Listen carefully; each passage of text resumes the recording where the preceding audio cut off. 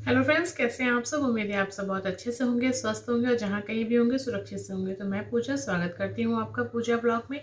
आज दिन शनिवार है और डेट जो है 24 दिसंबर है और कल जो है 25 दिसंबर है। तो इसकी शुभकामनाएं मैं आज ही आपको दे देती हूँ। मैरी क्रिसमस आप सभी को मेरी तरफ से।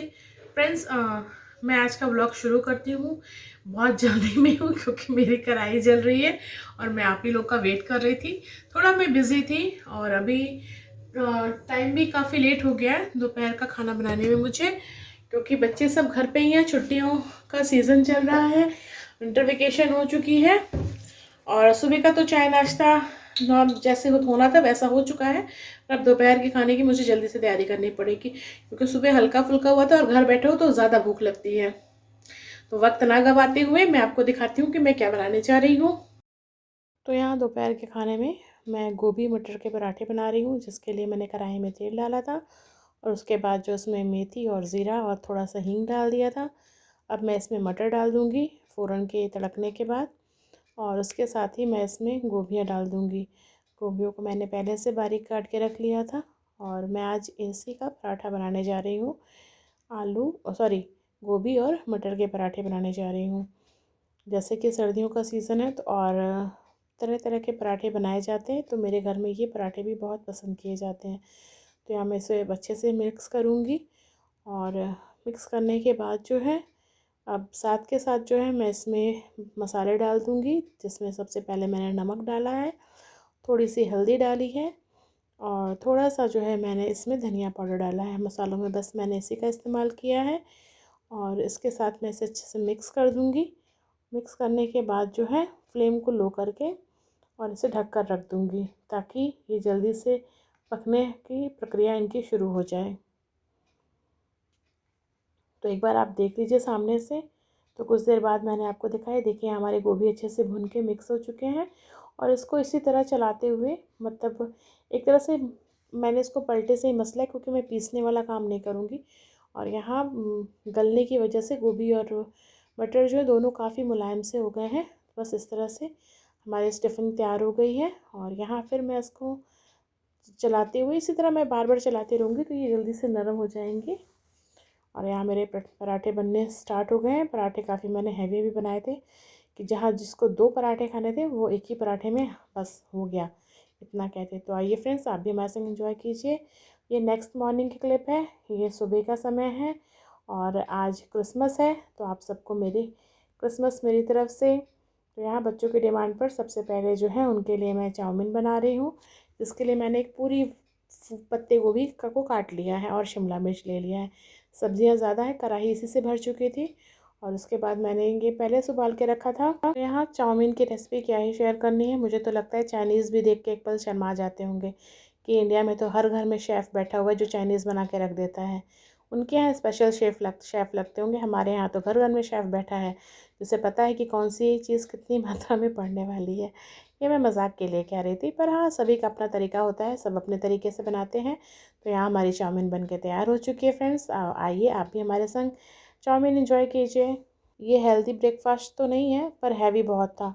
इसे खाने के बाद दोपहर में किसी ने खाना नहीं खाया, पर मुझे बना के रखने की आदत है, तो मैंने दोपहर का खाना बना दिया था। यहाँ मैंने एक तरफ चावल बिठा दिया है और साथ ही मैंने यहाँ बेसन के चीलों की सब्ज़ी बनाई है। कुछ दिन से डिमांड कुछ चेंज हो रही है, कुछ अलग से खाने की इच्छा हो रही है। या और सुबह जो है थोड़ा लेट उठने की वजह से, क्योंकि आज संडे है तो थोड़ा मैं लेट उठी थी और टाइम की कमी थी, तो हरी सब्ज़ी तो मैंने यहाँ कुछ नहीं बनाई। और जो हरी सब्ज़ी थी वो मैंने सब चाउमीन में डाल दी थी, पत्ता गोभी पूरा मैंने उसमें एक डाल दिया था। तो बस अब सब्ज़ी मुझे यही समझ में आया, सूझा, तो मैंने इसे बना के रख दिया। तो यहाँ हमारा दोपहर का खाना बन के तैयार हो गया है। तो संडे कह लीजिए या मैरी क्रिसमस कह लीजिए, तो कुछ इस तरह से ही हमने मनाया था। और यहाँ मैं चावल का पानी निकाल रही हूँ और आपसे बातें कर रही हूँ। तो बस हमने क्रिसमस इसी तरह एंजॉय किया है, इससे ज़्यादा हम लोग कुछ करते भी नहीं हैं, जितना बन सके। और ज़्यादा डिमांड भी बच्चों की नहीं होती है। जैसे एक होता है ना कि हाँ बस आज है तो कुछ ना कुछ उनके पसंद का, तो उनकी पसंद चाउमीन थी तो वो मैंने बना दिया। उसके बाद सब्ज़ी चावल बना के रख दिया है। और शाम को जो है उनकी कुछ इच्छा रहेगी, जो कि पेस्ट्री केक। मेरे यहाँ मीठा कम ही पसंद किया जाता है। तो बस आज का ये व्लॉग था फ्रेंड्स, जो कि उम्मीद है आपको अच्छा लगा होगा। रेसिपी मैंने शेयर नहीं की है क्योंकि इस सब्ज़ी की रेसिपी मैंने कई बार आपसे शेयर कर दी है। और यहाँ जो है सब्ज़ी भी मेरी बनकर तैयार हो चुकी है, जिसको मैं अब धनिया डालकर अब इसके आखिरी चरण पे आ चुकी है, मतलब सब्ज़ी अपने आखिरी चरण पर है। अब धनिया डाल दिया है मैंने इसको, और डालने के बाद मैं इसे ढककर बंद कर दूँगी।